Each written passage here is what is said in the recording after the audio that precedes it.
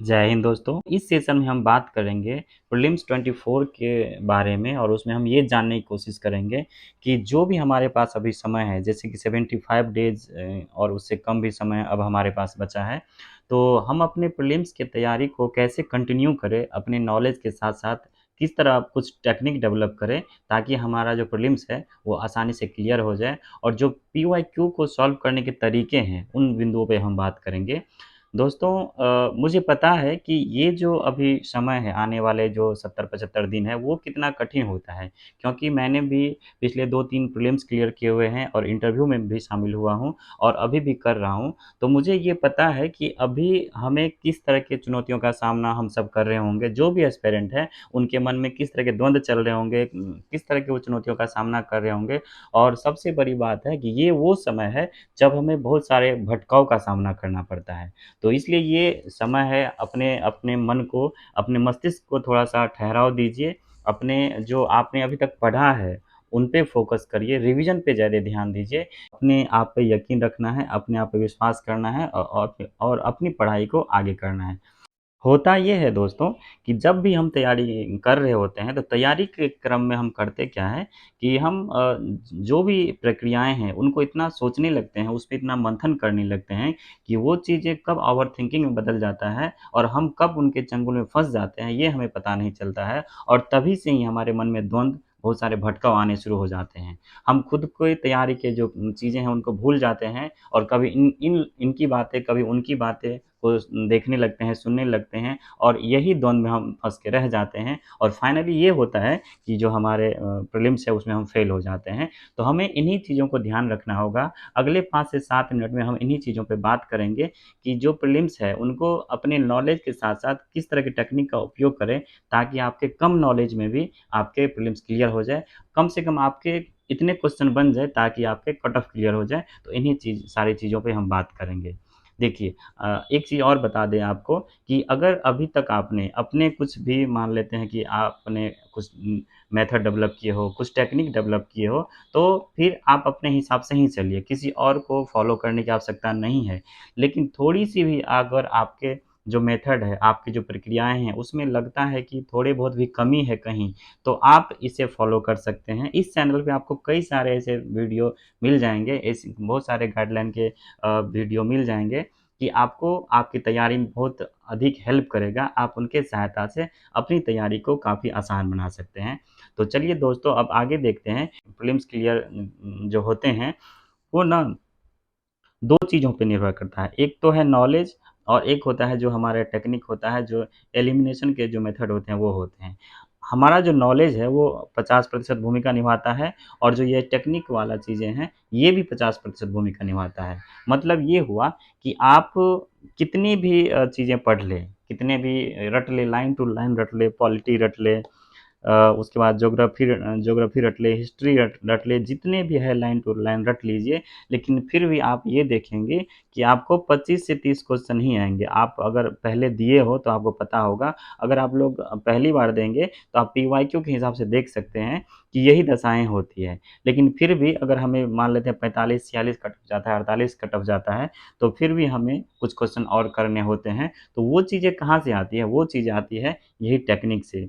जब आप इस टेक्निक को डेवलप करेंगे, या तो खुद से डेवलप करेंगे या इस चैनल के माध्यम से भी आपको वो चीज़ बताया जाएगा, आप इसे फ़ॉलो कर सकते हैं या एलिमिनेशन के जो मेथड होते हैं, उनके सहायता से आप अपनी चीज़ों को कर सकते हैं। तो इन्हीं बिंदु पे बात करते हैं। देखिए, जैसे कि हम करते हैं कि जो यूपीएससी प्रीलिम्स है, उनमें 100 क्वेश्चन पूछे जाते हैं, ये आप सबको पता है। और जो हमारा कट ऑफ जाता है या तो 50 जाता है या उससे भी कम रहता है। मान लेते हैं कभी 46 भी जाता है, कभी 47 भी जाता है, 48 भी। जो पिछले 5 साल के ट्रेंड है कट ऑफ के, आप देखेंगे कि 46, 47, 48 के आस-पास, 45 के आस-पास ही ये हमारा कट ऑफ घूमते रहता है। तो आप ये देखिए कि 100 क्वेश्चन में से हमें कितने सही करने होते हैं? 45 प्लस 2-3 और मान लीजिए, इतने क्वेश्चन सही करने होते हैं। लेकिन इसमें होता क्या है, इस 45 क्वेश्चन में से आपको बहुत, अगर आपकी अच्छी तैयारी है, बहुत आपने सब कुछ रट रखा है, एक ए टू जेड रट रखा है, तो भी आपको 30-35 क्वेश्चन से ज़्यादा आप सॉल्व नहीं कर पाएँगे। ये आप पीवाईक्यू के माध्यम से जान चुके होंगे। अब प्रश्न उठता है कि जो रेस्ट बचता है, जो आगे की कम से कम 15 से 20 क्वेश्चन बचते हैं मान लेते हैं, जो हमारे कट ऑफ क्लियर करने की ज़रूरी है, ये कहाँ से आएगा? तो यही क्वेश्चन दोस्तों वो टेक्निक से आता है।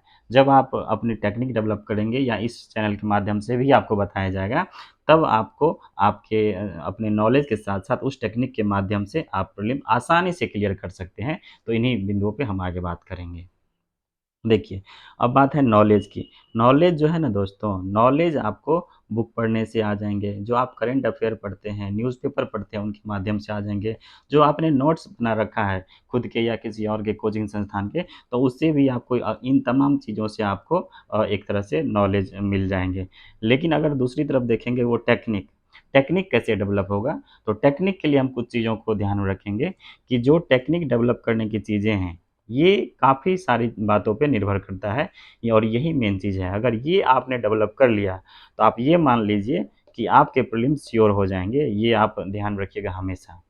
लेकिन ये प्रश्न उठता है कि ये डेवलप कैसे होगा? देखिए, जब आप प्रीलिम्स के सिलेबस देखते हैं, उसके बाद जो भी सब्जेक्ट है उसमें और उसके आधार पे आप पीवाईक्यू को एनालाइज़ करते हैं, तो आपको उसमें कई सारी चीज़ें जानने को मिलता है। अगर पीवाईक्यू का एनालिसिस करेंगे, तो उनमें काफ़ी सारी चीज़ें जानने को मिलेंगा। उसमें इम्पोर्टेंट टॉपिक के बारे में जानने को मिलेगा, जो थीम है, जहाँ से क्वेश्चन पूछे जाते हैं, जो भी मान लेते हैं कि संसद है, पॉलिटी का मान लेते हैं एक चैप्टर संसद है, तो संसद में से लगभग सभी वर्ष अ, काफ़ी सारे संख्या में क्वेश्चन पूछे जाते हैं, जो मूल अधिकार है उससे क्वेश्चन पूछे जाते हैं।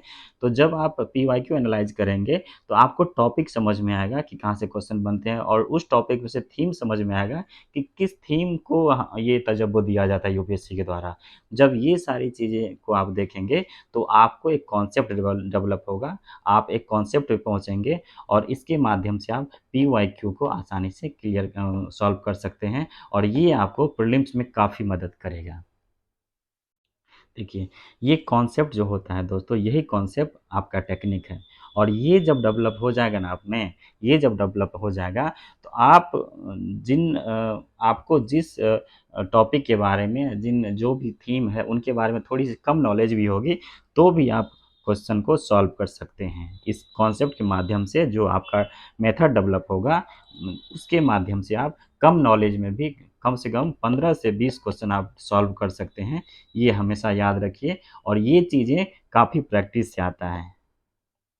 ये आपको ध्यान में रखना होगा कि आप जितनी प्रैक्टिस करेंगे, आप मैक्सिमम टाइम पीवाईक्यू पे दीजिए। अगर आप मॉक टेस्ट नहीं लगा पाते हैं, तो पीवाईक्यू को बहुत अच्छे तरीके से करिए। इसके एक-एक क्वेश्चन को एनालाइज़ करिए।